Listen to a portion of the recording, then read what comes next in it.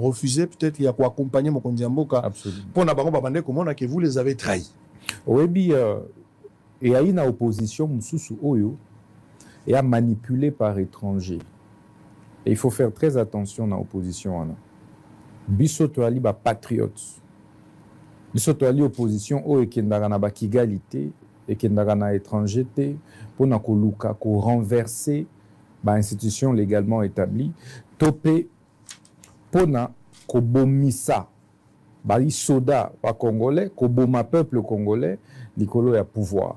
Biso place o esengeli koloba oui tolobi oui non tolobi non.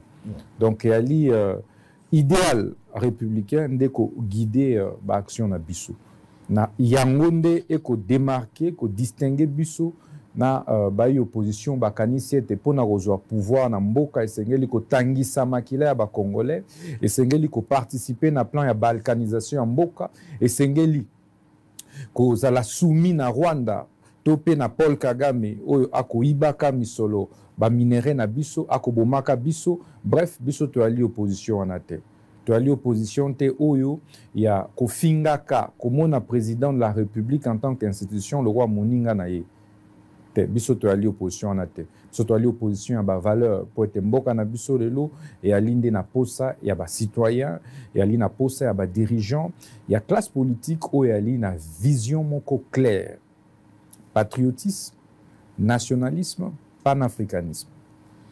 Ministre Constant Mutamba, ce qui est curieux, aux alaki challenger et à Félix Tshisekedi dans ma Pologne. Ndenge ya bandai koluka kwa koma mokonzi ya mboka, ndenge pe yo bandai koluka olonga maponomio koma pe mokonzi ya mboka. Politique dynamique, Félix Tshisekedi a fongoli liboke au continent kati ya gouvernement. Tokene na forme, ya critique au ba kinois na ba congolais en général, des fois à un certain moment surtout na bandel na yo, ba bandai ko douter, to bazo comprendre était pourquoi ba geste. L'accent à la photo, dans la photo moko, et ça ba photo belé, et ça ndenge to bona rayo tango nyonso na kolingo tala yango. Soki ozokutana na mokonzi ya mboka na libaku nyonso. Etaleli na yo to na epese limbote okwa kotala mokonzi ya mboka na elungite. Oza toujours na tendance ya kokitsa mutu na yo loboko pesi yango na maboko. Na olinga pesa biso photo ana otala, mais motuna na ngai ezali osalaka yango po na flatterie, osalaka yango po na autorité, ou bien ezali po na ba raison oyo yo moko ndo yebi ba congolais ba yebi te quel est le message à faire passer, parce que ba ministre nso ba kosala yango te olingo ta sa mokonzi ya mboka yonde mwana malamu yonde moto osala confiance, alors que jida pa bandai ko banga kotala yesu na elongi surtout mokolo ateka kaye. Merci beaucoup Tata Sango. Oyebi ete ngai na koti politique na ba formation d'abord idéologique na kota politique ite na kimukolo boyebi place oyo nga nazwa formation idéologique nanga naza de gauche progressiste, mais formation nanga nazwa ki yango na Cuba mingi mingi et na wapi nga na yekoli politique pe idéologie socialiste o nga na apprendre et que senga na biso humilité. Bomona soki okendaka mingi na bamboka wana ba Venezuela, ba Cuba, ba Salvador, bamboka oyo yebi ya ba révolutionnaire ya minene, soki po okei na ba Asie, hein, ba Inde, omona ete bato ebele na ba Russie, na ba Chine.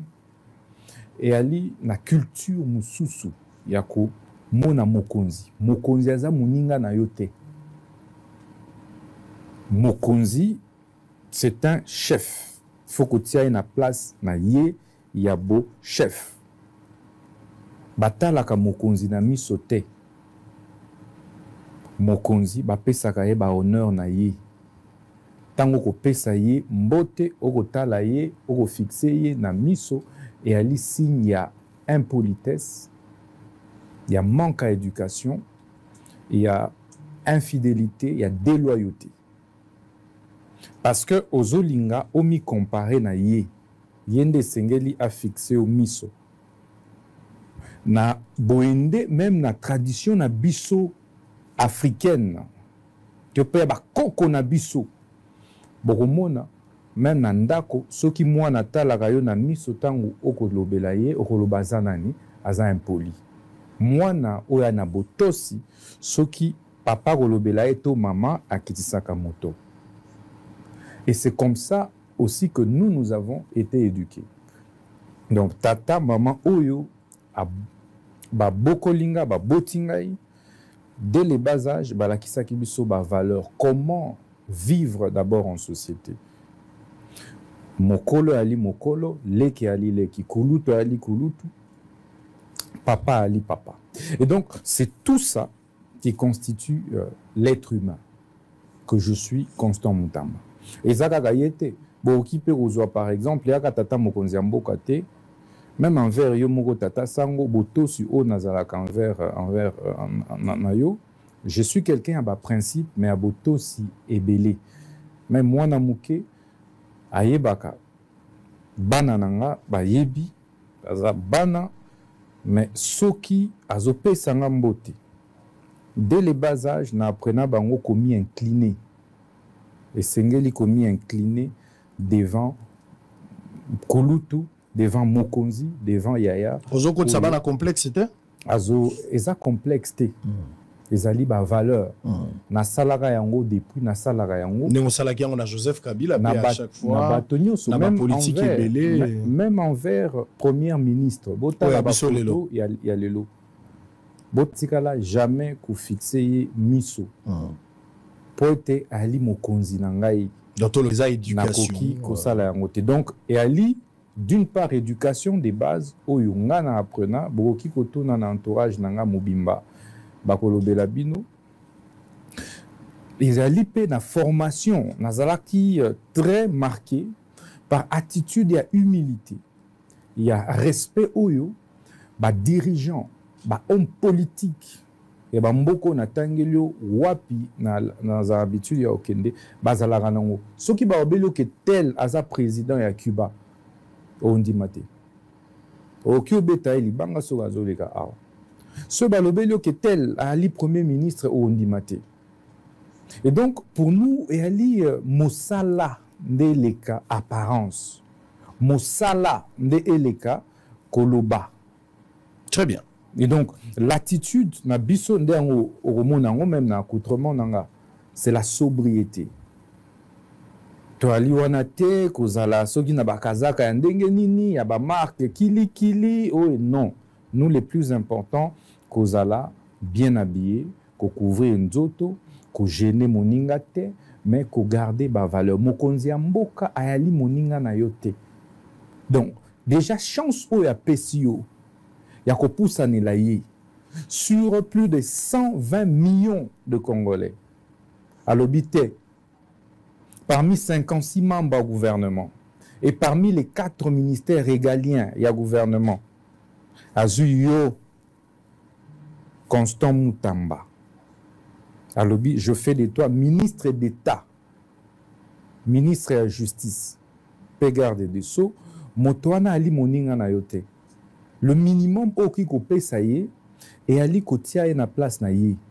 Et ça va au-delà de ça. Lorsque je m'incline devant le chef de l'État, je le mets à sa place et je me soumets. Je me mets donc prêt à exécuter toutes ces instructions. Est-ce qu'ils occultent ta personnalité? Non, absolument pas. Je dis Mokonzi Ali Mokonzi. Mokonzi basakanagana yete. Ba mesanagana Mokonzi te. Mokonzi ya muninga na ote. Erreur ba te belé te ba congolais ba sala réalaga.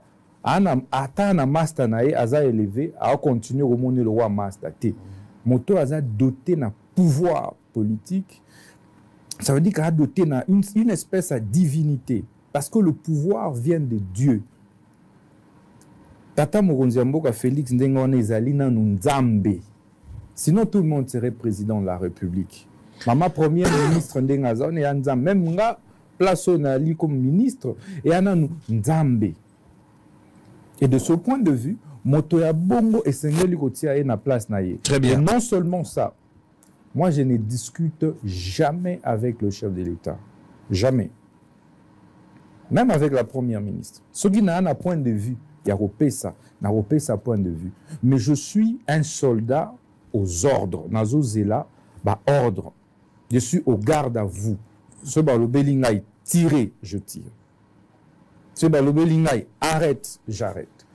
C'est ce que ça veut dire. Et l'avantage peut-être que nous avons, c'est effectivement d'avoir aussi suivi à un certain moment de notre vie la formation militaire. Et c'est important. Donc ça nous a un tout petit peu cadré. Vous voyez que, et c'est parfois toute la différence. Tu le sens quand tu t'aides avec les militaires, les officiers, et quand tu t'aides avec les civils. Donc il y a un certain ordre, il y a une certaine discipline.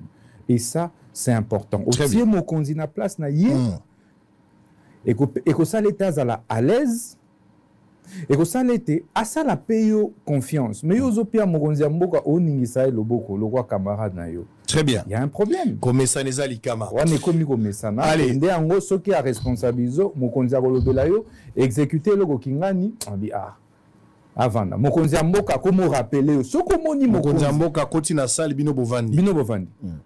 Mokonzi mboka soki a rappelé ba instruction na ye 2 fois, ça veut dire que tu es défaillant. Et donc ça veut dire que même l'attitude na yo ozo tient na place na été. Très bien. Merci beaucoup maître Constant.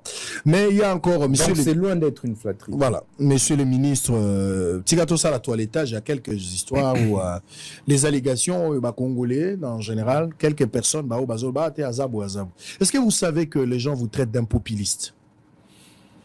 Bon, monsieur qui bon, d'abord merci. Nayoka, il faut dire, surtout au début, il y a mandat. Il y a fonction. Mais c'est quoi le populisme?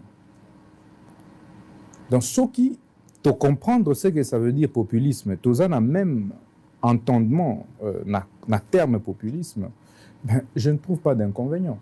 Ceux qui populisme, moto baboto lié le pango na yé injustement. Ministre a décidé, bazongise na le pango wana. Mais je suis heureux que naza populiste. Parce que j'ai réussi. Il y a que c'est la batatana, ba maman, ba orphelin, ba veuve et belé. Na ba veuve, ba mapango na ba belé a na Kinshasa. Rappelez-vous, a na lingwala. Oh, ba bengana ka plus de 50 familles biloko zagi libanda. Na décision moko ya justice unique, frauduleuse.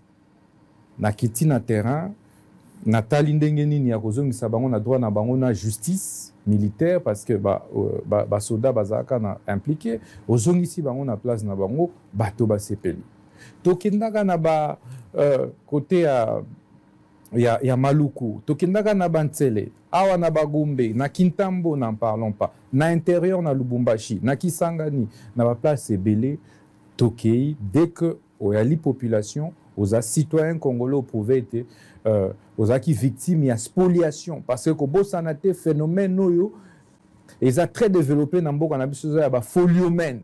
Aux homona wapi, avocat, ils ont réseau avocat, ils ont réseau huissier, il y a magistrat, banakati, policier, banakati, généraux, banakati, colonel.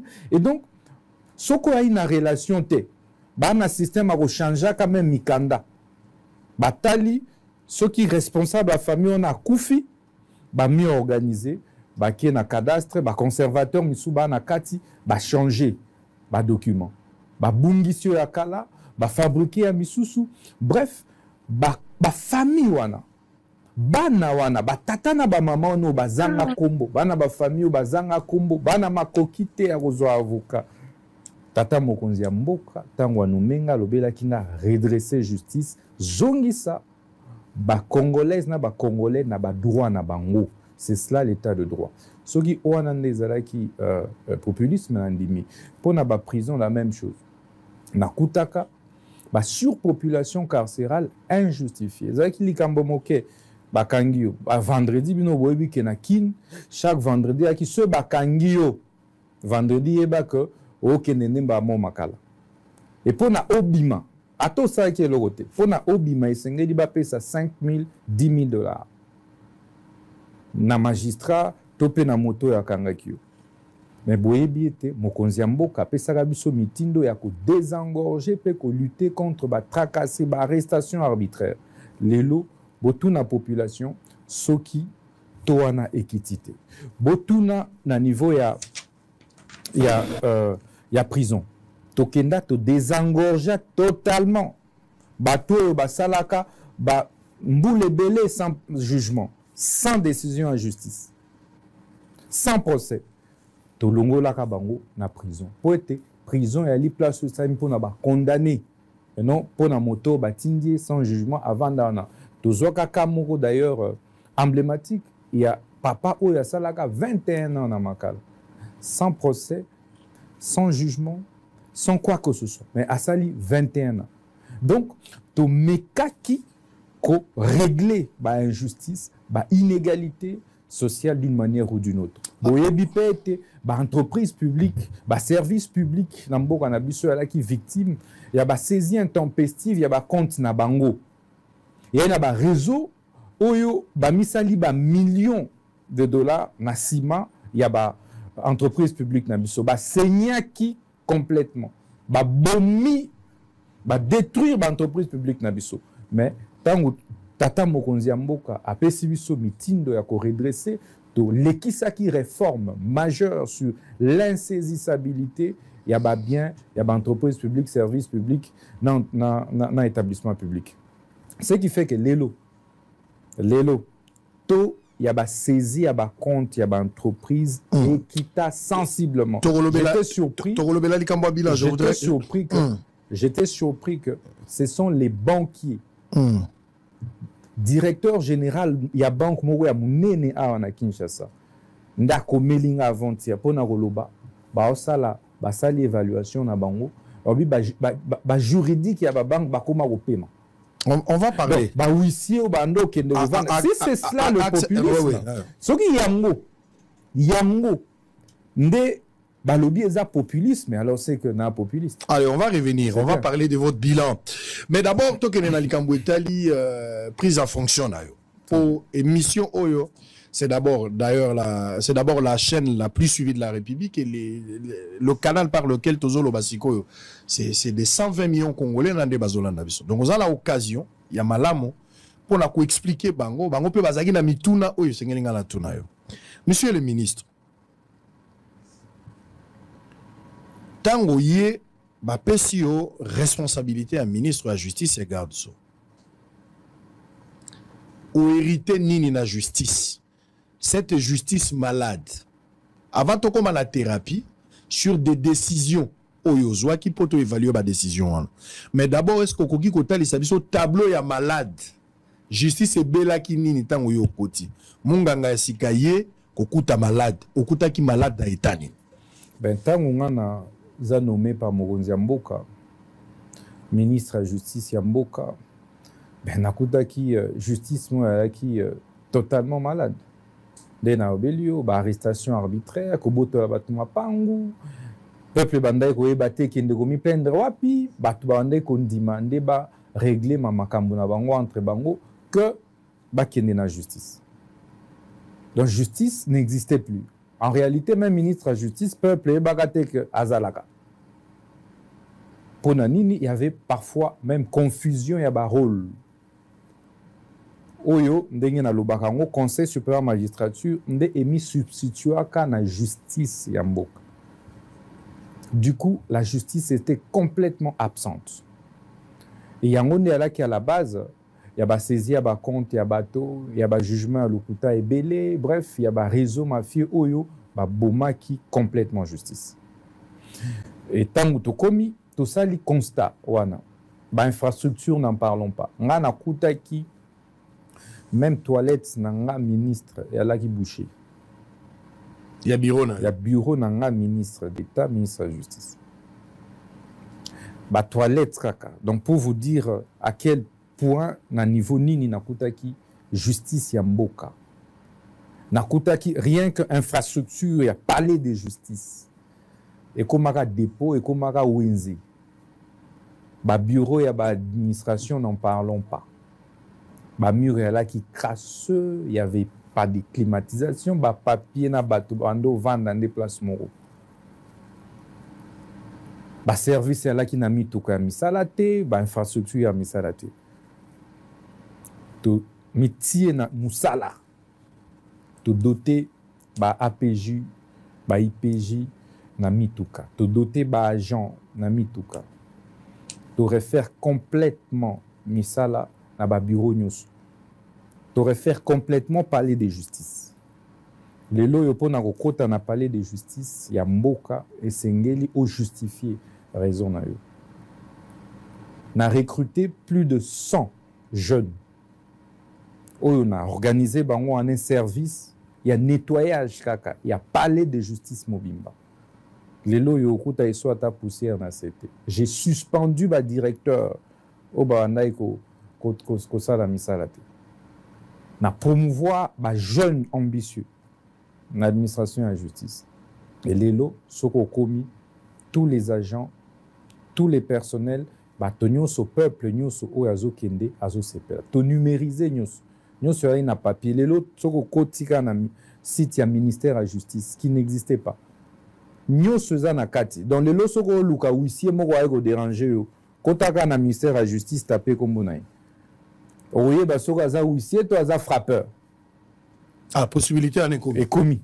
Lelo. Et ça déjà opérationnel. Déjà opérationnel. Lelo oyo okoki ko contacter ministre à partir il y a réseau il y a site internet. Lelo oyo to tient en place système numérique et à gestion et à administration et à justice. Il y a même il y a ba courrier. On a ba courrier même ba conseiller administration ba pesa kaliso nga ba note na bango ya ba papier te. To tient une plateforme oyo administration ce qui requérant à senga ki loko mbala moko na oki komona on va partir ya bureau nanga na traité ezongi. Ce qui fait que par jour un ministre et la justice toyambaka un minimum il y a 150 dossiers topé courrier qu'il faut traiter.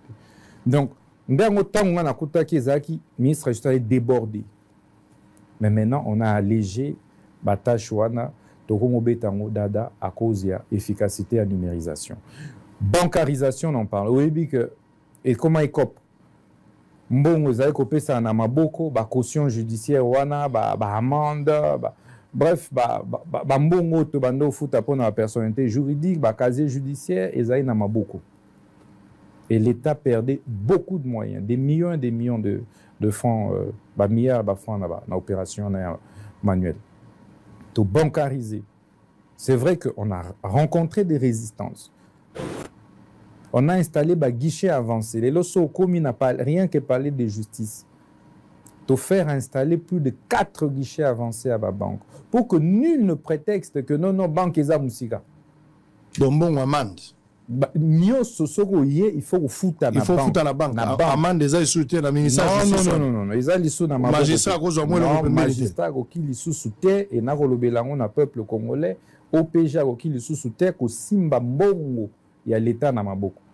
Parce que ba mando wana ba caution o ba senga pona ko tika mutu éventuellement o wana ezalaka mbongo ya l'État. Ce qui yo citoyen au fouti yango ko pesa yango moto na maboko. Désormais nyoso wana ya li bancarisé. Alors que avant biso et ala ki bongote.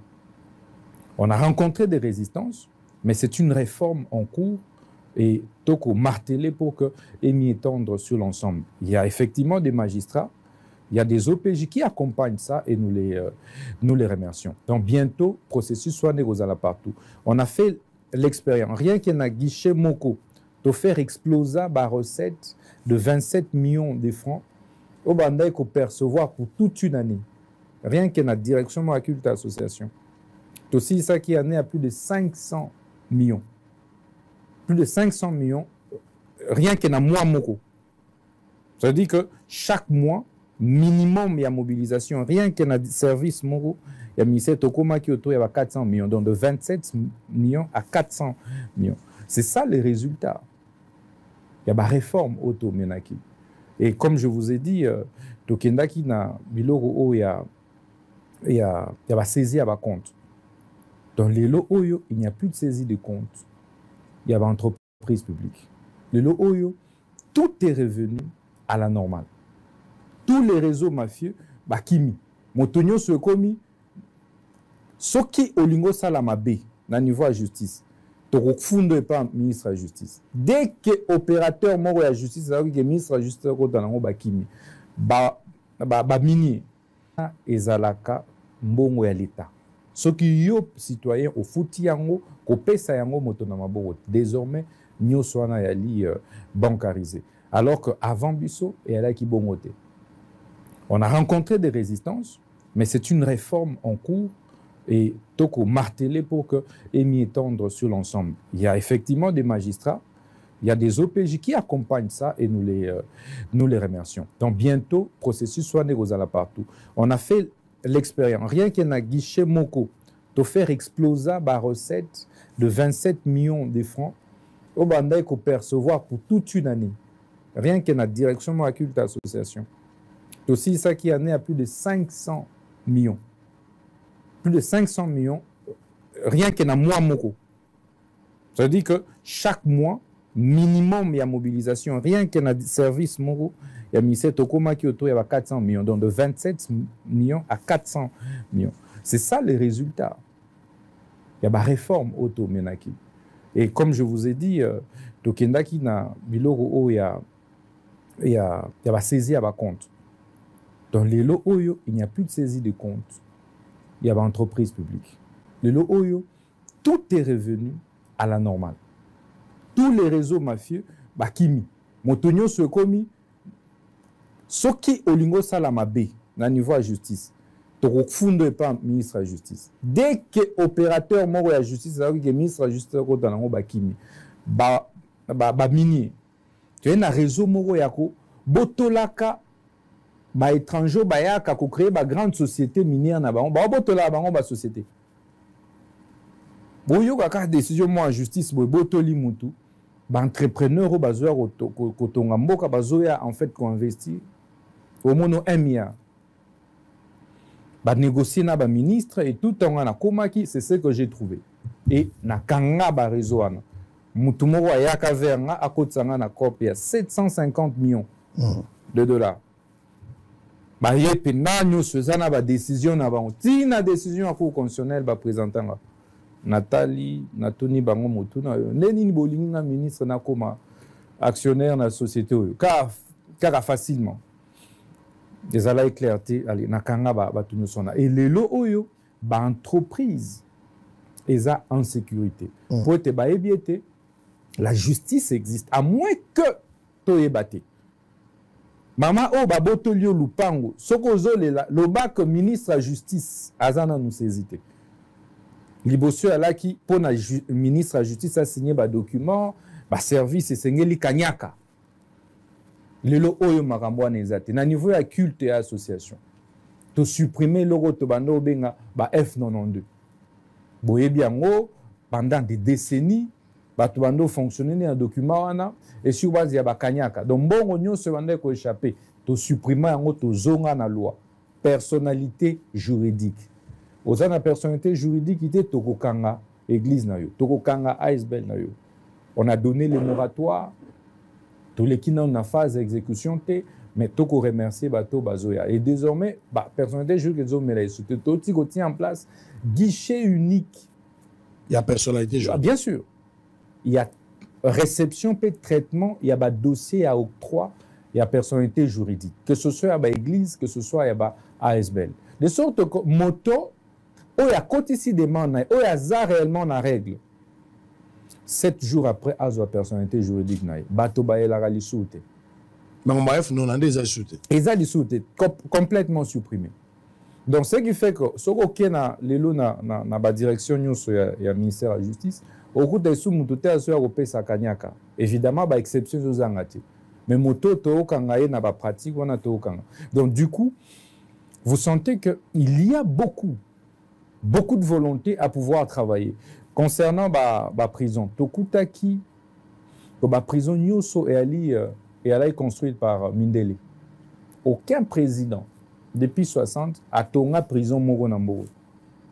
La prison est construite soit en 1950, soit 30, soit 40, etc. La prison, Makalo, Bandolo, qui s'engage partout. Mais tu as un programme ambitieux. Tu as lancé déjà construction, il y a 5 prisons. Et prisons, il y a plus de 20 prisonniers, 20 000 prisonniers. On est à un projet au Mokonzi, Tata Mboka Zotika. Quand on a parlé de justice, c'est comme le roi Poto. Ce qui a commis les lois à Tayo, Tata Mokonzi Mboka a inauguré un mot. Les a différentes, on a parlé de justice aux Alarana étrangers. Et c'était ça notre vision, c'était ça notre ambition. Il y a quoi accompagner réellement Mokonzi qu'au tombe la justice. Bah, état généraux à la justice. Après 2015, pour Natata Mokonzi Mboka Félix, c'est une première fois que les acteurs nous sont ensemble, bah réfléchir sur bah mots aux orangers justice et thérapie ni négocier ça. Vous avez un moment attention, plus de 5000 participants. Bazala qui réunit. Et boyebi ba recommandation outaki na ba état général na rozongi ya ngote mais entre autres là qui ko changer ko bongola conseil supérieur à magistrature et la conseil supérieur à justice à cause ya babu pour que ba acteur nyoso bazala dans un organe judiciaire oyo et ko traiter na ba question nyoso ya justice. Au moment où je vous parle na autre tia ba cadre de concertation maintenant tozo bande d'exécution. Il y a des recommandations. Oyo, et si bandi, n'a pas mise en place partielle au Tata Mokonzi Mboka, à Otiko Sala, na niveau du Conseil d'État, et à Sala déjà na niveau de la Cour constitutionnelle, fait combien tendre partout. Et tozo zoyango na niveau de l'administration, tozo zoyango na niveau de huissier, tozo zoyango partout. Donc au moment où je vous parle, Namoro, na bandi pe ba mise en place, na ba service non spécialisé aux eaux relevés dans le ministère il y a justice. Tozo zoa ba réforme, il y a régime pénitentiaire. Oyo, lelo to lingato sala en sorte que sur base d'instruction Mokonzi Mboka, il y a ce qu'on appelle les services de renseignement pénitentiaire. Et le texte est déjà prêt. La question est à police et à cimetière. Tozo, texte est déjà prêt. Pour te lelo, motonyo so a créé cimetière na ye. Au lingio kunda mutu awa okundie nyuswana il faut les organiser service yaso on a créé le sceau de l'État et le sceau officiel donc d'ici février nous allons remettre officiellement Natata Mokonzi Mboka le gros sceau de l'État to si to commander ango ezokoma na to présenter ango officiellement pe to ko interdire na bato nyoso tosi to signa qui circulaire wana basalaka baso na bango na basima ya bandako oyali bourgmestre oyali maire oyali mokambi ya université ya baservice nyoso ezali ministère ya justice nesengeli epesa yo so caché yango nde esali ete il y a beaucoup de falsifications de documents officiels. Les lots balingi bazwa documents nanga officiels to ya yo eza plus facile moto okendeka azuso na yo wana awana sima ya même ligne to na gambela garçon moko asali lieso pe atiango na document ba obi eza so officiel. C'est pourquoi bakobenga biso garde des sceaux maintenant tozo organiser service wana pour sécuriser les documents officiels pe kopesa yango valeur na étranger. Question à bas culte. De lancer déjà commission ils ont travaillé sur l'identification des églises. Pas pasteur. Qui doit être pasteur? Qui doit être représentant légal? C'est quoi une église? Église il faut là de tozo qui déjà décision distancé à 500 mètres. Tolingite ba église oyo eza na ba mur mitoyen. Église awa, église awa, église awa, autour kasi yo, oza na qualité ni nyako fongola église. Papier ezate, eloko ezate, et c'est de l'anarchie. Alors, tozo lancé en haut dans quelques jours, misale ko salema, bomona ki naza déjà en pleine consultation, na ba chef religieux nyoso pour assainir, nettoyer complètement secteur ya culte et association. De sorte que toyeba et ba komba ba pasteur nyoso rozala désormais publié na site officiel il y a ministère à justice il y a ministère il y a tutelle il y a ba église news na mboka toyeba église nini ezalaka wapi, parce qu'il y a beaucoup d'infiltration aussi qui passe par certains pasteurs aujourd'hui, malheureusement. Beaucoup oyebi bato baleka na Kisangani bayebi ba église mususu Runiga, mais alaki pasteur munene na église moko de réveil na Kisangani, mais en même temps alaki agent munene ya Rwanda. C'est de plus en plus le cas. Bon, il y a un pasteur à Minene, on doit organiser un déjeuner de prière, mais ça va agent double. Et on soana, baza répertorié. Au moment où tout le monde a rassemblé tout, chaque dimanche va comme ensemble. Mais basambe la nini, basambe la nani, balobaka nini. Pendant ba messe na bango. Donc ce désordre là te remettre fin non. Mutu abanda église pendant des années, tout le pasteur le roi wale ça. Kabunji, pasteur le roi là Jean Bosco Kindomba, Mutombo, Zana Mukuna, Ejiba, pour n'a cité dans l'église des réveils, hein, même pasteur Dalou, c'est des grands. Mais comment on a un jeune a créé l'Oronaï. Mais ceux qui baquaient, par exemple, dans la cérémonie officielle, tout le matin, il y a l'igni parmi nos collègues. Il y a un problème. Même dans la classe, ils ont la étape. Au moins, les jeunes, ils ont archevêque, topé évêque. C'est cette confusion. Ils ont respecté. C'est cette confusion qui a détruit en même temps. Donc, si je comprends, depuis que vous êtes là, c'est pour rétablir de l'ordre. C'est deux mots. Vous savez, le problème du pays, et je l'ai toujours dit, et c'est ça ma conviction, repose sur deux mots: l'indiscipline et les désordres. Le jour où nous allons fermer les yeux, nous remettons de l'ordre dans le pays, dans tous les secteurs de la vie nationale, nous remettons de l'ordre, et l'eau na et l'euro est à la place dans le bidon à main et feu à la awa, quitte feu à la awa. Discipline. Au salimabe, bakangio, punir yo. Au remonte mboke aux hommes. Détournement aussi là. Parce que je ne vous ai pas parlé. La question à détournement. Tozo tonga prison à miibi. Et to faire en sorte que peine de mort wana ezala élargi na miibi ya mbongo ya l'État. Tokutaki laisser aller. En matière, il y a détournement à deniers publics. Justice, et jusqu'aujourd'hui, malheureusement, ils en ont une efficace. C'est pourquoi Mokonzi Mboka, président Félix, a instruit Zaka Bisso, ministre de la Justice, il a créé un parquet financier pour appuyer l'IGF. Vous imaginez, l'IGF fait ça, l'enquête pendant une année. Mais Tindi Ango, et pas magistrat Moro. Magistrat, on a à ça la finance publique, à ça la statistique, à ça la mathématique. Et à ça peine temps et belé, à ça n'a pas expert autour de lui. Mais au moins, magistrat, on a yemoko, dans le bureau, il a conclu que non, IGF a Kosaki.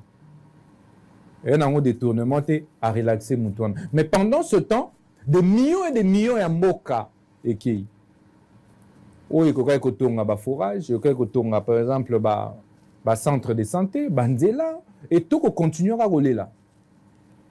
Kimboka et Zokende Libosote.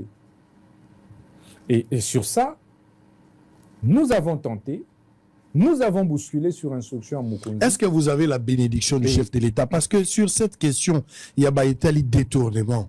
Généralement, pesanteur politique, n'ezali ko sala obstruction, na déroulement normal, il y a maïtali bo sambisi bango. Bato belé, bayi politique, bayi barambongo ya l'État. Ba détournera, prédateur. Bango, bazali pe na ba magistrat, bazana ba procureur na bango, bazana ba juge na bango. Mais koleka mingi, et ça va pesanteur politique. J'ai eu à discuter avec plusieurs magistrats. Plainte na bango ezali tokoki ko kanga moto. Toza na ba preuve, il y a culpabilité. Toza na ba preuve, il y a moto, il est reproché de quelque chose, ba soupçon ils ont pesé sur hier.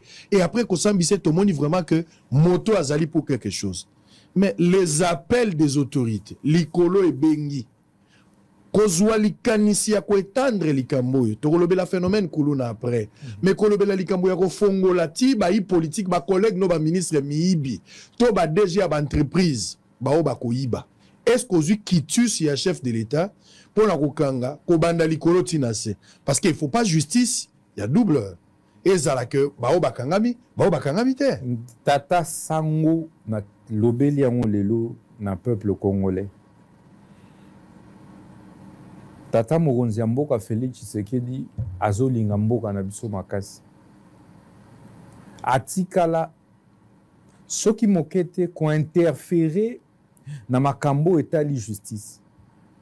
Banda nommé nga ministre na justice. Atikala mokolo ata moko te ko benganga. Fort ya pouvoir et injonction naza nango sur ba magistrat ya parquet qui sont placés sous mon autorité conformément à la loi. Atikala kopesa nga mitindo te ministre juste pour na nini opesi injonction bakanga détourneur ya deniers publics X tete. Le vrai problème c'est quoi? En fait, ndenge na oti ko expliquer eza manque à technicité pe corruption. O ekoemaye ba acteur o esengeli ba loba justice na bosolo et ba kokoselaka parfois ba politique. Magistrat oyo azolandela makambo ya détournement ya deniers publics. Sokazu appel ya politicien moro. Mais à saisir nga. Nani yango asi a saisir sanga, toi saisir directement mokonzi ya mboka et mokonzi ya mboka lobi non tika kolandela makambo ya détournement. Les vrais problèmes parfois ali ba ordre interne ya hiérarchie na bango moko. C'est ça le vrai problème. Donc, l'influence sur Balobaka était l'influence extérieure. Ndeya Karosala était moto, à la poursuivite alors qu'à détourner qui m'ont sur à l'État. Et à Mouké. C'est vrai qu'il y a Ali. Mais Ali vraiment, vraiment Mouké. Je peux vous rassurer que les magistrats dans notre pays, dans la législation, dans les lois avant réforme, n'ont pas pouvoir rebeller sur les politiques. Les magistrats ndenge bazana ba kyo kanga tata Félix Tshisekedi ndenge bazana ba kyo kanga nga moko ministre de la justice ba kyo kanga ministre nyos ba kyo kanga premier ministre ba kyo kanga président de l'assemblée ndenge bazana. Mais est-ce que bazo ça les langues réellement surtout contre les détournants de deniers publics? C'est là toute la question. Mais c'est pourquoi au vu de cela Tata Mokonzi aloba quitté. Et Sengeli to créer alors un parquet financier spécial pour na kolandela. Spécialisation d'une part. Et puis to verrouiller de telle manière que ba influence extérieure, topé interne entre bango ba magistrat ils allaient sauter. Parce que influence interne les anime. Ce qui chef hiérarchique na yo a bengio magistrat subalterne aux Hollandais dossier à détournement. Soko boy bangonde va ça la mise en place na conseil supérieur magistrature bangonde va proposer na mokonzi ya mboka. Ba ko écarter otope ba tindio musika soki na bosobolo soki na lubao soki na wapi place ba ebi que ba infrastructure judiciaire réalité. C'est ça le vrai problème. Il y a lutte contre détournement des deniers publics dans mon cas. Mais j'ai dit qu'on a travaillé les 3 premiers mois, Nabiso déjà dans le gouvernement, on avait produit un texte potable. Il y a déjà un projet de loi qui avait été présenté en commission de loi, qui avait été présenté même déjà dans le Conseil des ministres pour la création, il y a parquet financier. Tata Mokonzi Mboka a pesaki biso bénédiction naie, donc la session en mars loi wana et cause la débattu dans l'Assemblée et Tobanzi était député national na biso ba ko voter yango pe aussi tozu ba bureau et parquet financier wana tozo constituer déjà ba outils nécessaires pour être et fonctionner yango ko permettre de faire exploser ba finance publique na biso ya ko dissuader réellement corruption pe détournement ya misolo donc là la lisouste boké na dossier il y a 145 territoires boko mona bato bako monaka mbongo ya leta lokola mbongo na bango ba dossier à 100 jours les cas wana biso biso moko to landela yango moko na moko mosala no ko sala ngo pona kokanga bato bakoyiba après to kozonga pe ndambo na likambo etali justice na bayo bayiba pe kala. Mokonzi ya mboka Papa Félix Tshisekedi apesaka nga mitindo. Alobi mineta ministre ya justice na pesio mitindo ya kobimisa bibembe nyonso. Wana yebisaki yo. Alobaka yango. D'ailleurs ezalaki na déclaration publique officielle. Apesaka nga mitindo wana na déclaration moko publique. Et ngai en tant que exécutant naza na devoir ya ko faire exécuter mitindo mokonzi ya mboka. Est-ce que ezalaki règlement de compte te? Non mais soki ba fongoli placard pona ba bimisa ba bibembe nyonso ya na kati. Kotala nani agera mboka ndenge nini, nani agera service public ndenge nini, nani agera entreprise, nani agera banque centrale ndenge nini, nani aibaka nini. Peuple sengeli ebango. Pe justice sengeli isala mosa nango. Des luttes contre la corruption, des luttes contre les détournements de deniers publics. Parce que il y a le principe, il y a principe, il y a prescriptibilité. Dans imprescriptibilité, il y a infraction. Donc, ce qui te a délai, il y a Rolandela yango na niveau de la justice. Pour preuve, Baotiko Fongola, dossier judiciaire contre bateau détournaka 315 millions de dollars au niveau de la Banque centrale. À travers Jekamine, Boebiango. Bon, ils ont monté. Il y a Rolobélango parce que jusque-là, instruction est inquisitoriale. Mais tu as annoncé, comme ça se fait partout, qu'il y a des mandats d'arrêt internationaux qui ont été lancés et mis contre bateau Bahibaka 315 millions de dollars. Et aussitôt, tu as déjà en contact avec ministre de la Justice et Mboka Bapaya pour à travers coopération judiciaire, to kanga mi biambongo ya l'État ou bazo tambola na Mboka Bapaya bazonga awa ba juger bango pe ba condamner bango to tina on e kafela na likambo yo ya périodicité. Évidemment, pour le cas où ils ont sur base du rapport et à IGF. Donc, bisoto commis servir na rapport technique.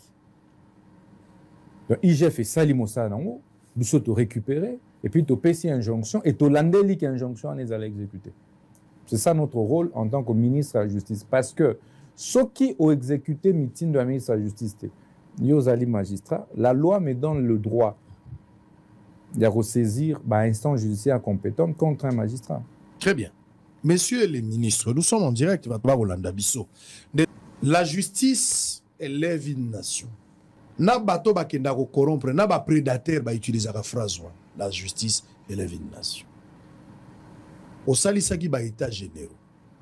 Kolanda na busenga ou bien mitindo ya mokonzi ya mboka. Na lingi na yeba ba congolais ba yeba. Tango kolobaka justice eko tombola mboka na makanisi na yo na esaleli na yo, vous pensez de quelle justice? Pesa biso tableau ya justice ozomona ke soki to komi na likambo yo mboka etombwana ya mibale na ba état généraux yo tie. Est-ce que au obtenir cette justice ou eko tombola mboka ndenge toza kokanisa ozala malo? Très bien. Nakubandana motuna ya mibale. Le fait pour les magistrats et moi, ministre de la Justice, to observer à Calmi où ils allaient observer les lots. Et ça, tout simplement parce que Bissonio s'auto comprendre était Sengeli Tomi rangé sincèrement, avec sincérité, derrière la vision du chef de l'État sur les redressements de la justice. Parce que ce qui nous opposait en réalité, il y a là qui l'exécution de la vision du chef de l'État. Mais dès lors que Bissonioso, tous les mettre d'accord, était, et Sengeli ko éviter l'arrestation arbitraire, Mokonzi alingi bilorwanate, innocent kokanga était. Il faut respecter le délai d'arrestation sur kokangi. Kotia moto innocent na bolorote. Ko rançonner population te. Ko respecter ba délai, il y a ba procédure pe ba il y a ba jugement, il y a reçoit ba jugement. Ko participer, ko zoa ba décision en justice so condamner l'État te, ba entreprise publique te, ba service public te, etc. parce que ezali yangonde l'État. Et ali ko éviter corruption. Na ministre na oki ozoa décision te sur base ya moto apesinga kanyaka. Ou a magistrat, ou a li juge, ou qui ozoa mosolote pour nous ozoa décision na yo. C'est ça la vision du président de la République. Éviter ngandenge naza wa dossier moro boya mine et ali opérateur moro aye komona ngana benga juge moro ya grande instance topé à cour d'appel topé à tribunal à commerce na Lubumbashi na Kolozi na bando dicté tala zoande décision na yo bosoko zuite webite ngana za pembe na mboko na osalo bima tete mokonzi mboka lingi bilwana te. Dès lors que tu comprends biso nyonso ke totika juge magistrats à la réellement indépendant pour le bien de la population, je crois que ça ne peut que créer cette accalmie. Et donc, les tensions, si elles ont existé, elles sont là qui sur l'exécution, il y a vision, il y a tata mokonzi mboka. Et lelo, tu observes, bon, bandeko, Songolo Pakala, commis rangé derrière réellement cette vision. Parce qu'avant, évidemment, Bazaki Wana. Donc, on ne pouvait pas parler de toutes ces erreurs qu'on a corrigées. Ce qui, réellement, moko asalagi musala avec autant d'abnégation. Koeba ete yo magistrat batindio, par exemple, na Kabinda. Et c'est lui répondre na lieu d'affectation. Ce qui est na lieu d'affectation, alors que l'été zo futayo mosolo, ozo boma justice. Parce que pendant ce temps, tribunal, cour ya Kabinda, moyen et siégé et zaté. Si nous tous nous prenons cette conscience, et yozali responsable ya ba magistrat, otali soki magistrat alingi kozonga na place na été, alingi ko kende na lieu na affectation te, et sengeli ko sanctionner, ba révoquer, ça veut dire que place neza na magistrature te. Yo huissier, vous faites la même chose, les greffiers, etc. Je pense qu'il n'y aura pas de problème. Et donc, je suis convaincu que c'est dans le cadre de la mise en œuvre de l'exécution mokonzi mboka. Pe tata mokonzi mboka akutanisaka biso nyonso bomona kango pona ko dicter biso ba instruction na ye, ba orientation na ye. Alingi koyoka makelele te. Alingi ete biso nyonso to sangana pona kosalisa ye na ko redresser justice ya mboka na biso. Na motuna no ya liboso, justice okoki ko permettre biso to koma réellement na autorobenga état de droit. Ya li justice o wapi. Corruption et alité. Un juge, un magistrat, un ministre de la justice, un greffier, un huissier, un avocat, il y a une fonction morale divine. Pour te na vie à bateau na maboko. Oso imaginer que un ministre n'a qu'à décider qu'on faire exécuter instruction morale mouton qu'on fait sur place. Peut-être que vous imaginez on te mis ça juste à que le bayo na transféré na prison morale ya 4 ya o et café là. Est-ce que vous voyez les cafés les a? Les amakalate. Et c'est pourquoi dans la fonction, il faut une certaine honorabilité, il faut une certaine dignité, il faut une certaine moralité. Ça, c'est la première chose. 2, la serviabilité. C'est un yoka. Biso bayi justice. Biso moroto a la impliqué, tu as la biso morote ban vieux, tu lingito comme ba commerçant. Wa ministre de la justice, yo lingyo comme le rôle ba commerçant nyoso bazalara awa. Au bandio mi comparé non commerçant au tiko tonga 5 niveaux 10 niveaux ngapé na tonga ngombango o ya komi a rouler na mutuka bo a changer ngapé non biso toi ba serviteur du peuple. Il faut te prêcher par l'exemple. Et c'est ça mon rêve. C'est biso moko esengelité to banda koiba mapangu ya l'état. na Gombe, na ba Kinshasa, na ba Kisangani, ba Lubumbashi, ba Goma, ba Bukavu, ba Mujima, ba Kananga, biso moko, to bandaka ko yiba l'État. Justice oyo, même le plus pauvre, a ebi ke akoki ko kende devant juge, peut avoir raison. Oyo, a ebi ete, juge oyo nga na okende, magistrat oyo na okende devant ye, akosenga nga mbongo te. Face nanga, soki ali impuissant homme politique, justice ndeko, ego lubawa. Oyebi, nakendaka kozongisa, ba famille ebele na kote ya Tchango. Ba sezi nga, na kiti na terrain, kota la boeza, ba famille ebele. Mutu moko abima loba non, concession na mobimba eza ya ye depuis soki bakoko na ye tous. Ça fait 30 ans, ça fait 20 ans, ça fait 40 ans. Ko vérifier na ba document, mutu na koma ki soko banda kufutisa lisu doublement bato bazai wana, ba pauvre citoyen. Tango na zongisa bato wana, est-ce que ba pression oyo to subisa? Ba lobela yo ko eza kombo yo kumo soko yo ki kombo wana kombo eza kilo. Et ba o passer yo, c'est ko kombo ngo na téléphone. Faut sola na ye pona otika population continue ko souffrir batwana ba continuer ko botaka libanda mutwana ndako na ye mazobota libanda poete congolais muso a décidé à occuper ndako na ye. Donc il faut justice à niveau ana. Donc ce qui mutu na degré nyoso ya justice azo agir boye yo juge oye otali 50 parcelles 100 familles 200 mutu moko un individu a kopesa o certificat mo ya lokuta topé parce que aza na kombo moko esalema na mboko yo mwana ya ayelio obitika kozala alliancé par kombo wana, c'est ça qui a détruit la justice. Donc ce qui est arrivé évidemment qu'on dompter ma influence wana pour que ce soit vraiment la justice qui soit dite.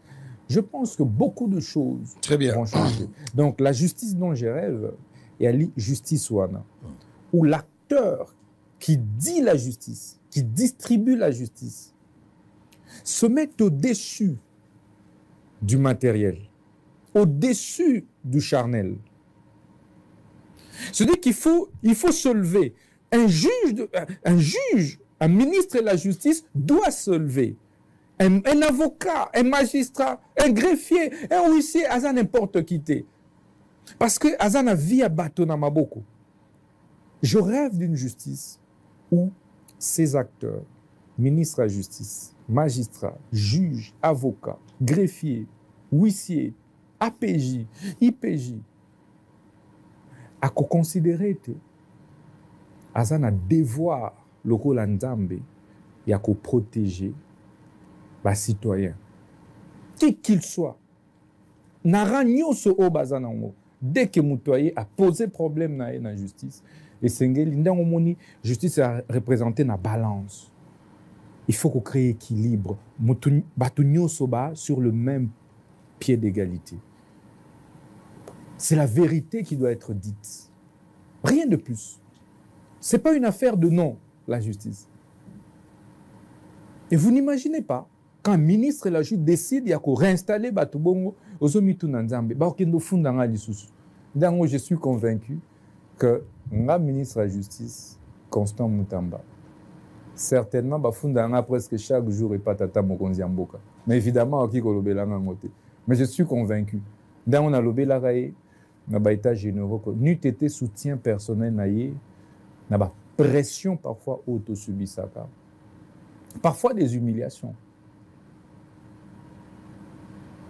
Mais tu gères, parce qu'un serviteur, il y a battu, il y a peuple. Et quand on est serviteur du peuple, on est serviteur de Dieu. Et quand on sert réellement son chef, on n'a pas peur. Très bien. Donc voilà la justice dont je rêve.